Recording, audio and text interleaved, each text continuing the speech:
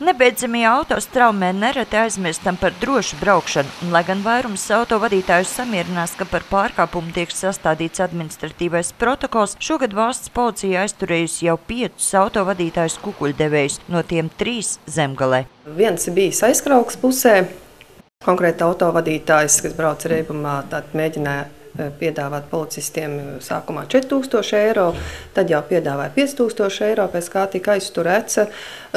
Otri 2 gadījumi ir fiksēti šonedēļ Bikstu novadā. Konkrēti autovadītāji pārkāpa atļauto braukšanas ātrumu.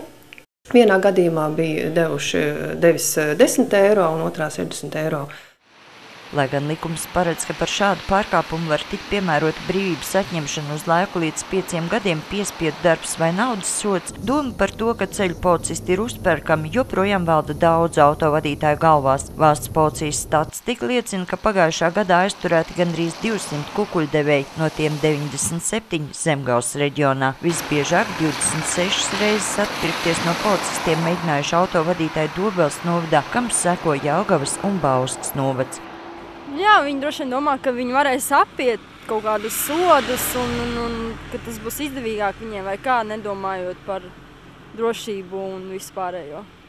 Jūs teicāt, ka jūs vairs nedzīvojat Latvijā vai ārzemēs, arī tas ir raksturīgi mēģināt kādam dot par pārkāpumu? Nē, es dzīvoju Somijā un tur ir ļoti viss domā par drošu braukšanu, es domāju, un nezinu par tādiem kukuļiem, es neesmu dzirdējis. Nevienmēr bez vainas ir arī paši policisti. Pagājušā gadā par korupciju uz ceļa aizturēti 17 likumsargi. Valsts policijā brīdina, ka arī turpmāk pastiprināt uzmanību tiks pievērsta gan kukuļdevējiem, gan kukuļņēmējiem. Par negodprātīgiem likumsargiem iedzīvotāji var ziņot pa uzticības tālruni 67 01 40 77. Sandra Lietāne, Andris Spāns, TV Spektrs.